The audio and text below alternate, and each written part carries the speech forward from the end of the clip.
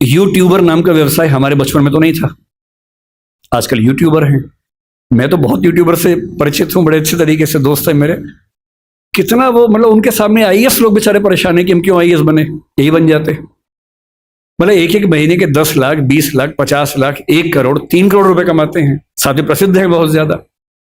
ऐसी दुनिया कहाँ किसने देखी थी? कोई ट्विटर पे है, कोई इंस्टा पे प्रसिद्ध है, और अपनी भाषा की वजह से है। अच्छा, इंडस्ट्री में अंग्रेजी का बोलबाला ज्यादा है। मैंने कुछ दिन पहले एक फिल्म में थोड़ा सा काम किया। उस फिल्म का नाम 12th फेल है, अभी आने वाली अगले महीने 27 अक्टूबर को आएगी वो फिल्म। उसमें मेरी भूमिका स्क्रिप्ट राइटिंग में ठीक ठाक थी और बाद में एक्टिंग भी मुझे करनी पड़ी। मेरा अपना ही रोल है, अपना ही कैरेक्टर है, छोटा सा है। ऐसा नहीं है कि मैं फिल्म का हीरो हूं, छोटा सा रोल है। कहीं आप जाएं और आपको बड़ी निराशा हो, थोड़ा सा है। तो मैं स्क्रिप्ट राइटिंग कर रहा था। फिल्म हिंदी की है। विधु विनोद चोपड़ा उस फिल्म के डायरेक्टर हैं और प्रोड्यूसर भी हैं। तो उन्होंने मुझसे कहा कि स्क्रिप्ट हमने लिखी है लेकिन उस पर थोड़ा सा काम करने की जरूरत है। फिर तय हुआ कि हम फिर से स्क्रिप्टिंग करेंगे उस फिल्म की। तो करीब 70 सीनें, जिनमें से अनुमान से 20-25 मैंने खुद लिखी हैं। वो बड़ा मुश्किल काम होता है। मुझे लगता था कि 2-4 दिन का काम होगा, लेकिन वो 6 से 8 घंटे में एक सीन हो पाता था। तो 2-2 दिन में जाके एक सीन पूरा होता था। बड़ा मुश्किल काम था। फिर खारिज भी होता था, उसमें फिर अमेंडमेंट्स होते थे। 100 बार तो फाइनल ही हुआ, फाइनल नंबर 2, फाइनल नंबर 3, ऐसे करते करते फाइनल होता था। इंटरेस्टिंग बात क्या है कि जब स्क्रिप्ट मेरे पास आई ओरिजिनल, हिंदी भाषा में, पर रोमन लिपि में थी। यानी फिल्म में जैसे मान लीजिए सीन है कि मनोज के हाथ में 2 नाली बंदूक है, तो क्या लिखें? MANOJKEHATHMEDONALI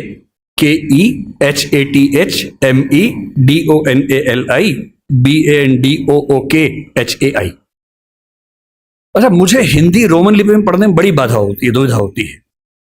एक तो बात यहां से वहां हो जाती है। जैसे कोई ध और ढ का अंतर बता ही नहीं सकता अगर मैं रोमन में लिखूं। कोई ऐसा शब्द हो जिसमें ध और ढ में कंफ्यूजन हो जाए। अब मैं कुछ भी करके नहीं समझ सकता कि DH ध है कि ढ है, क्योंकि वो लिपि मेरी भाषा के हिसाब से बनी ही नहीं है। ड़ अंग्रेजी में मैं कितनी भी कोशिश करूं लिख ही नहीं सकता हूं, ण लिख ही नहीं सकता हूं। मैं हरियाणा में जा रहा हूं और मैं हरियाणा में बोल रहा हूं कि बालक इधर आ, बालक नहीं बोलते हैं, ड़ बोलते हैं। जो ड़ भी नहीं है, ल भी नहीं है, दोनों के बीच के साउंड है। अब मैं रोमन में कितनी भी कोशिश करके लिख ही नहीं सकता वो चीज।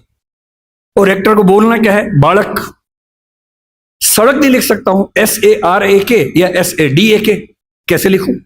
या तो उस लिपि को उसके फोनेटिक्स के हिसाब से चेंज करूं, जो फिलोसफी में हम करते भी हैं, नहीं तो कैसे काम चले। तो मैंने उनसे कहा, मैंने कहा सर, मैं देखिए मुझे बड़ी असुविधा होती है इसमें, मैं देवनागरी में लिखूंगा और आप कहेंगे तो मैं उसको रोमन में कर दूंगा बाद में, पर पहली बार मैं आत्मा में उतरने दो, मुझे देवनागरी में लिखने दो। तो उनको आश्चर्य हुआ कि ऐसा भी होता है, क्योंकि उस इंडस्ट्री में आमतौर पर ऐसा नहीं होता है। तो मैंने देवनागरी में एक सीन लिखा, लिख के भेजा। नियम था कि मैं रोज रात को 3 बजे ईमेल करता था। मेरा शेड्यूल था 3 बजे सोने का, उनका था 5 बजे उठने का। तो 5 बजे उठ के पढ़ते थे और 6 बजे तक कमेंट्स आ जाते थे। फिर मैं उठने के बाद उसको ठीक करता था। तो जब पहली बार मैंने भेजा उनको हिंदी में सीन लिख के, तो नेक्स्ट डे वीडियो कॉल हमारी चल रही थी। अब सोचिए, विधु विनोद चोपड़ा जो कि बहुत बड़े डायरेक्टर प्रोड्यूसर है इस इंडस्ट्री के, 5-6 लोग टीम में हैं, बड़े बड़े लेखक हैं, डायरेक्टर्स हैं, वो सब उस टीम में वीडियो कॉन्फ्रेंसिंग में हैं। सबके सामने क्या बोले यार, ईमानदारी की बात है, पढ़ के मजा आ गया। मुझसे काफी बड़े हैं, मुझे छोटे भाई की तरह मानते। बोले विकास, अब तू ऐसे लिख यार, ऐसी मजा आता है। और बाकी टीम को बोले कि तुम्हें इंग्लिश में करना हो कर लेना, बाद में हम हिंदी में करेंगे। उसके बाद वो पूरी फिल्म हिंदी में लिखी गई। बाद में इंग्लिश में हुआ, जब शूटिंग हुई तो उसको इंग्लिश में कुछ एक्टर्स के लिए किया गया, क्योंकि हर एक्टर नहीं समझ पाता। विशेष रूप से मान लीजिए कोई एक्टर दक्षिण भारत से आ जाए, उसको हिंदी में फिल्म शूट करनी है, कैसे करेगा बेचारा? उसको रोमन में लिख के देते हैं। पर कुछ लोग हैं, अमिताभ बच्चन एक जमाने में ऐसा करते थे, आशुतोष राणा इस समय ऐसा करते हैं। मेरे मित्र हैं, कुछ दिन पहले बता रहे थे कि उनकी स्क्रिप्ट अभी भी हिंदी में लिखी हुई आती है, देवनागरी में लिखी हुई आती है। उनका तेवर है कि भाई देवनागरी में पढ़ूंगा, रोमन में नहीं आप पकड़ में आती है, तो करते हैं उसमें। मेरा जो कहना है वो ये कि मनोरंजन की दुनिया में इतने अवसर हैं और उन अवसरों में हिंदी का मुकाबला किसी भाषा में नहीं हो सकता है। बस थोड़ा सा अपनी ताकत का एहसास करिए घबराइए मत, डरिए मत। हिंदी समाज की सबसे बड़ी समस्या एक ऐसा डर है जो बिना किसी वजह के, जो मिरांडा को था। वो योग्य थी, समझदार थी, पर उसको ये एहसास करा दिया गया था कि तुम सही फैसले नहीं कर सकती हो, तुम्हारे फैसले हम करेंगे। यही हिंदी समाज की बात है। और हिंदी समाज से मेरा निवेदन सिर्फ इतना है, किसी भाषा से नफरत नहीं करनी है, बाहें फैलाकर सबका स्वागत करना है। अंग्रेजी से भी मोहब्बत करनी है, उससे ज्यादा तमिल तेलुगु से करनी है, उससे ज्यादा हिंदी से करनी है।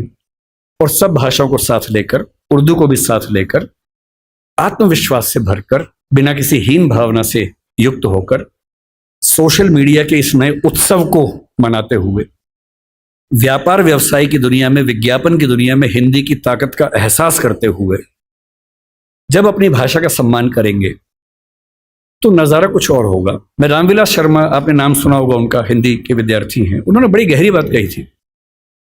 उनका एक कंसेप्ट है, आपने पढ़ाई होगा, हिंदी जातीयता को लेकर उन्होंने खूब बात की। उन्होंने कहा कि भारत की अकेली हिंदी भाषा है जिसमें जातीयता की भावना कम है। जो मैंने कहा ना कि स्पेनिश लोगों में, डच लोगों में, उन सब में अपनी भाषा के सम्मान का भाव है, जर्मन लोगों में, फ्रेंच लोगों में है। वो भाव आपको मराठी में दिखेगा, तमिल में, तेलुगु में, कन्नड़ में, ओडिया में, बांग्ला में, सब में दिखता है। अपनी भाषा को लेकर एक गरिमा का भाव, सम्मान का भाव, पता नहीं क्यों वो हिंदी में नहीं दिखता है। थोड़ा लाइए, कॉन्फिडेंस से रहिए। कोई अंग्रेजी में डराए मत डरिए। भारत में कोई आपसे कहे कि तुमको इंग्लिश नहीं आती है, उतना ही तेवर से कहिए तुमको हिंदी नहीं आती है। क्योंकि जिस देश में 57% आबादी हिंदी बोलती हो, अंग्रेजी सेकंड थर्ड लैंग्वेज में अच्छी खासी है, 10% से ऊपर है कुल मिला के। अगर तीनों स्तरों को मिला लें तो हिंदी की एकदम बाद अंग्रेजी आती है, फिर बांग्ला आती है, 10.5% के आसपास है। क्योंकि सेकंड लैंग्वेज, थर्ड लैंग्वेज में अंग्रेजी का बोलबाला बहुत ज्यादा है। फर्स्ट लैंग्वेज में वो केवल 2,70,000 लोगों की भाषा है। तो भी हिंदुस्तान में हिंदी नहीं आना और अंग्रेजी नहीं आना, अगर ये दोनों शर्मिंदगी की बातें हैं तो ज्यादा शर्मिंदगी की बात कौन सी है? हिंदी ना आना। तो कोई अगर आपसे बोले कि मुझको हिंदी नहीं आता है, तो आप ऐसे बोलना कि मुझको अंग्रेजी नहीं आता है, और थोड़ी बहुत आती है, मेरा काम चल जाता है। अगर मुझे खेती करनी है तो मुझे अंग्रेजी क्यों चाहिए? अगर मुझे छोटा मोटा उद्यम करना है, अंग्रेजी क्यों चाहिए? हाँ, अगर मुझे सुप्रीम कोर्ट का वकील बनना है तो अंग्रेजी चाहिए। अगर मुझे एकेडमिक्स में, रिसर्च में जाना है, माइक्रोबायोलॉजी में जाना है, तो अंग्रेजी चाहिए। और उसमें भी धीरे धीरे क्यों ऐसा ना हो कि हिंदी में पढ़ने लिखने की संस्कृति बने। एक अंतिम निवेदन आपसे कर रहा हूं। हिंदी समाज को लेकर मेरी गंभीर शिकायत है कि हम पढ़ते लिखते नहीं हैं, अफवाहें फैलाते हैं, अफवाहें सुनते हैं, प्रभावित होते हैं। थोड़ा पढ़िए, तथ्यों को देखिए, रिपोर्ट्स को पढ़िए, किसी भी मुद्दे पर जो तथ्य हैं उनको समझकर अपनी राय बनाइए, दिमाग की खिड़कियां खोलिए। और मेरा मानना है कि एक समाज के तौर पर यदि हम ऐसे हो जाएंगे तो हमारा सम्मान खुद ब खुद दुनिया भर में होगा। केवल भारत का मसला नहीं है, पूरी दुनिया में होगा। धन्यवाद। सर, मैं अंग्रेज़ी मीडियम की छात्रा हूँ, पर मतलब मैंने स्कूलिंग भी इंग्लिश मीडियम से की है, तो वहाँ भाषा बहुत सरल होती थी। पर जब मैं दिल्ली में आई, फिर बहुत बड़ी कन्फ्यूजन हो गई मेरे को। मेरे को लगता है मैं इंग्लिश में फिट नहीं बैठ पाती, हिंदी में भी फिट नहीं बैठ पाती। तो फिर इसका कोई सॉल्यूशन ना मेरे को ढंग से, मतलब इंग्लिश में चीज़ें हिंदी में चीज़ें समझने में ज़्यादा अच्छा लगता है, पर मेरा मीडियम इंग्लिश है और हिंदी में मुझे ज़्यादा इतनी जो डीप वाली पकड़ होती है वो नहीं है। आपकी भाषा कैसी है इसका फैसला 2-3 तरीके से होता है। पहला ये कि आपका सिंटैक्स, यानी भाषा में जो व्याकरण के नियम हैं, वाक्य बनाना, समझना, जटिल वाक्य बनाना, उन सब में आप सहज हैं या नहीं, ये पहला सवाल है। और दूसरा ये कि उसमें जितने नए नए शब्द आते हैं वो आपको समझ में आते हैं या नहीं आते हैं। मेरे ख्याल से अगर आप अंग्रेजी माध्यम के विद्यार्थी हैं तो आपको अंग्रेजी में सिंटैक्स में दिक्कत नहीं होगी, टेंसेस समझ में आते होंगे, मुश्किल से मुश्किल वाक्य भी आपको समझ में आता है कि वाक्य कैसे बना हुआ है, लिख भी लेती होंगी आप। मेरे अनुमान से आपकी दिक्कत ज्यादा इसलिए है कि शब्द इतने सारे नए अचानक आ रहे होंगे कि उन सबको समझ पाना मुश्किल होता होगा। तो मेरा अनुमान ये कि ये समस्या तो एक उर्वर भूमि है, अपनी भाषा को अच्छा करने का एक तरीका है। और पहले के लोग बोलते थे कि रोज 5 नए शब्द सीखो, वो एक आउटडेटेड कंसेप्ट है। आज का कंसेप्ट ये है कि जो भी शब्द आपके सामने पहली बार है उसे नोट कीजिए, उसे 2-3 तरह से वाक्यों में इस्तेमाल कीजिए और उस डायरी के शब्दों को रोज कोशिश करके 1-2 शब्दों का इस्तेमाल करते रहिए। तो अंग्रेजी को अच्छा बनाने के लिए 2-3 महीने काफी हैं। कोई रॉकेट साइंस थोड़ा है, भाषा ही तो है। भले मेरी समझ है कि कोई भी भाषा, चाइनीज को लेकर मैं थोड़ा पसोपेश में रहता हूं, सामान्यतः कोई भी भाषा सीखने के लिए 3 से 6 महीने पर्याप्त होते हैं ठीक स्तर तक सीखने के लिए, चाहे वो अंग्रेजी हो चाहे वो हिंदी हो। तो अगर आपने अंग्रेजी में पढ़ाई अपनी की है, शुरू कर दी है, तो अंग्रेजी में पढ़ें और शब्द बढ़ाएं। और वैसे अगर आपके टीचर क्लास के बाद अलग से उसी बात को थोड़ा हिंदी में भी समझा दें तो शायद ज़्यादा अच्छे से समझ में आएगा। और मैं अंग्रेजी माध्यम के बच्चों को देखता हूँ, वो कहने को इंग्लिश मीडियम के, पर जब हिंदी में समझाओ तो ज़्यादा समझते हैं। तो टेक्निकल वर्ड्स अंग्रेजी के, बाकी हिंदी में। अगर टीचर ना भी समझाए, मुझे नहीं पता यहाँ का तरीका क्या है, 3-4 दोस्तों का ग्रुप बना लीजिए कि क्लास में जो समझा इंग्लिश में, चलो हिंदी में डिस्कस करते हैं। तकनीकी शब्द इंग्लिश के रखिए, उसमें भाषा हिंदी रखिए, तो समझ में आएगा ठीक से। जी सर, धन्यवाद सर। जी सर, मेरा नाम समीक्षा मिश्रा है और मैं हिंदी विभाग की 2य वर्षीय छात्रा हूँ। सर, पहले तो आपके वक्तव्य के लिए बहुत बहुत धन्यवाद। इससे पहले मैंने आपको हंसराज महाविद्यालय में सुना, मुझे वहाँ सुन के भी बहुत अच्छा लगा, पर आज अपने महाविद्यालय में इतने पास से आपको सुनकर बहुत ज़्यादा अच्छा लग रहा है। सर, मैं आपसे बहुत प्रभावित हूँ और इतनी उम्र में भी आकर आपके जो मुखमंडल पर तेज हमेशा रहता है, उसके लिए भी बहुत ज़्यादा प्रभावित हूँ। आपको क्या लगता है कि मैं 80 साल का हूं या 90 नहीं साल का हूं? सर, मैं आपके यहाँ आने से पहले मैंने आपकी उम्र गूगल पे सर्च की थी, 49 बताया था। सर, एडवांस में जन्मदिन की शुभकामनाएं। सर, प्रश्न पे आती हूँ। सर, आपने कहा कि हिंदी ताकतवर है लेकिन उसका एहसास दिलाने वाला कोई नहीं है, और हिंदी समझदार है लेकिन उसे बताने वाला कोई नहीं है। आज भी हम देखते हैं, जैसे आपने भाषाओं के शब्दों को लेकर झगड़े पर बात की, भाषाओं जो आज झगड़े होते हैं। सर, आज एक ऐसा ही झगड़ा उठा है, थोड़ा राजनीतिक पक्ष है, लेकिन मैं जानना चाहूँगी आपके विचार कि आज भारत है और इंडिया शब्द है, इसको लेकर बड़ा विवाद छिड़ रहा है, और जो मीडिया है वो इस पर बड़ा मिर्च मसाला लगा के बताती है कि सरकार से पूछती है कि ये जनता जानना चाहती है, बल्कि जनता दोनों नामों में सुखी है। तो इस पर आपके क्या विचार हैं? क्या हमें उस इंडिया शब्द को अपना लेना चाहिए या दोनों ही हमारे लिए बेहतर है? देखिए, मैं फिर कहूंगा कि मुद्दों को ना अलग करके समझना पड़ेगा। पहली बात, ये विवाद इस समय क्यों उठा, इसके पीछे राजनीतिक कारण है, आपको भी पता है, मुझे भी पता है। मेरी अपनी समझ ये है कि 2 तरह से मुद्दे को देखना है। पहली बात, ये उठा क्यों, और दूसरी बात, सही क्या है गलत क्या है। ये उठा क्यों, इसके पीछे राजनीतिक पृष्ठभूमि पूरा देश जानता है, आप भी जानती है, मैं भी जानता हूं। पर कोई मुद्दा राजनीतिक वजह से उठा इसलिए मुद्दा ही गलत है, ऐसा नहीं होता है। राजनीति कई बार गलत काम करती है, कई बार सही काम कर देती है, और जनता के दबाव में अगर सही काम हो ही जाए, राजनीतिक वजह से ही हो, तो भी क्या बुरा है। अब आते हैं इस सवाल पर कि भारत और इंडिया में से क्या सही है। संविधान सभा में इस पर खूब बहस हुई थी। यह हमारे संविधान का अनुच्छेद 1 है और उसमें लिखा हुआ है, India that is Bharat shall be A union of states. बड़ी इंटरेस्टिंग बात है कि उस समय डिबेट थी कि भारत का नाम भारत रखें या इंडिया रखें। कुछ लोगों ने आर्यव्रत भी कहा, आर्यव्रत कहा, कुछ ने हिंदुस्तान कहा, सब नाम चले। अंत में सहमति बनी कि नहीं, भारत और इंडिया ही ठीक है। नेहरू जी ने खुल के तो नहीं, पर नेहरू जी के पर्सपेक्टिव से जो बात वहां पर ज्यादा आई वो ये थी कि हमारे संविधान के बनने की प्रक्रिया में जो बहुत सारे एक्ट थे जो अंग्रेजों ने बनाए थे, जैसे इंडिया इंडिपेंडेंस एक्ट 1947 का है, 1935 का एक्ट था, उन सब में इंडिया का इस्तेमाल था।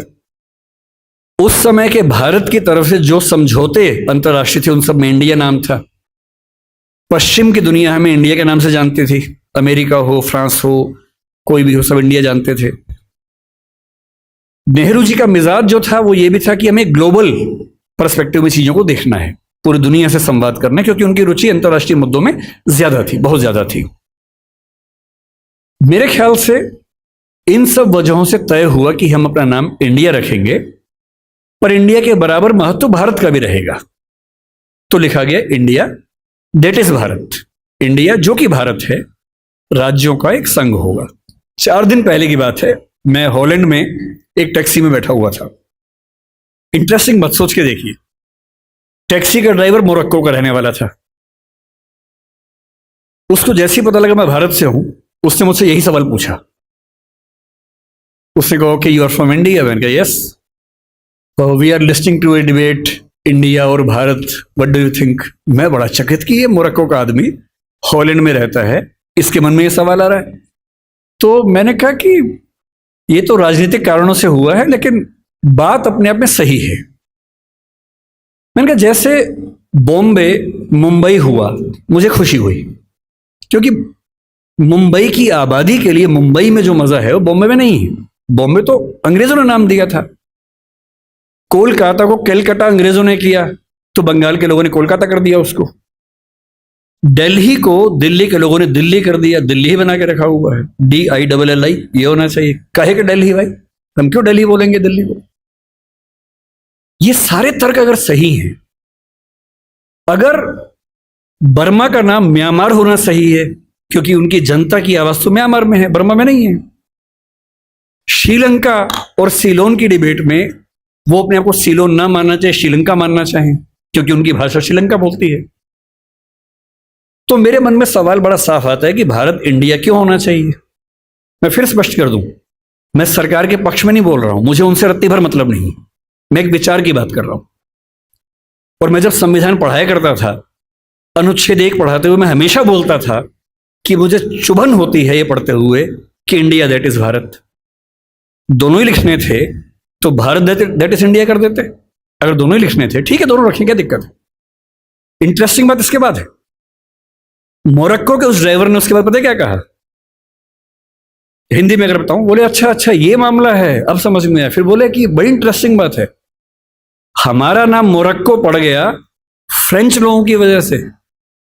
मोरक्को के लोग मोरक्को को मगरिब बोलते हैं। और जब मैं सऊदी अरबिया गया, सऊदी अरब के लोगों ने मुझसे पूछा कहां से आए हो, मैंने कहा मोरक्को।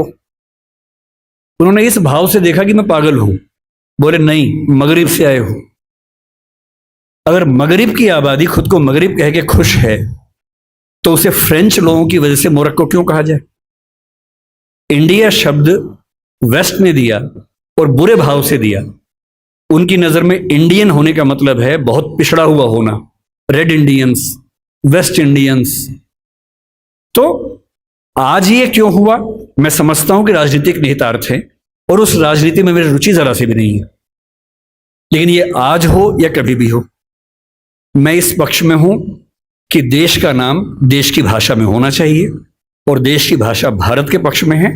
आप इंडिया भी रख लीजिए, इंडिया दैट इज भारत के बदले भारत दैट इज इंडिया मेरी पहली पसंद होगी। मुझे इंडिया से दिक्कत नहीं है, पर भारत मेरी पहली मोहब्बत है।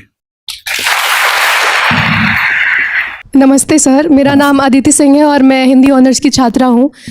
मेरा सवाल आपसे ये है कि अगर आपको भारत का एजुकेशन मिनिस्टर बनने का अवसर मिले तो आप हिंदी को लेकर कौन से नए बदलाव करना चाहेंगे या कौन सी नई पॉलिसीज़ को इंट्रोड्यूस करना चाहेंगे? पहली बात तो ऐसा होगा नहीं, है ना, कोई मुझे क्यों बनाएगा। लेकिन अगर मैं इस हाइपोथेटिकल सिचुएशन में चला ही जाऊं कि मैं भारत का शिक्षा मंत्री बन जाऊं, इसमें एक समस्या ये है कि भारत में शिक्षा समवर्ती सूची का विषय है। समवर्ती सूची का मतलब है कि केंद्र सरकार के पास शक्तियां सीमित हैं, राज्यों की अपनी शक्तियां हैं। तो सबसे पहली बात, मैं राज्यों पर थोपूंगा कुछ भी नहीं, मैं सारे राज्यों के शिक्षा मंत्रियों के साथ संवाद करूंगा। मैं उन सबको प्रेरित करूंगा, समझाऊंगा। मैं उनसे कहूंगा कि तमिलनाडु में मेडिकल साइंस तमिल में होनी चाहिए, कर्नाटक में कन्नड़ में होनी चाहिए, हिंदी क्षेत्र में हिंदी में होनी चाहिए, हिंदी में नहीं इंग्लिश में होनी चाहिए, ऐसी कन्नड़ प्लस इंग्लिश में होनी चाहिए, तकनीकी शब्द अंग्रेजी में रहें। और वो शिक्षा सिर्फ मेडिकल साइंस क्यों, इंजीनियरिंग भी, लॉ में भी, जुडिशरी में भी। मैं ये भी चाहूंगा कि भारत के हर एग्जाम में, केंद्र के हर एग्जाम में अंग्रेजी और हिंदी का समान महत्व होना चाहिए और राज्य स्तरीय हर परीक्षा में उस राज्य की राजभाषाओं का सम्मान होना चाहिए। महाराष्ट्र PCS में मराठी की भूमिका अंग्रेजी से कई गुना ज्यादा होनी ही चाहिए।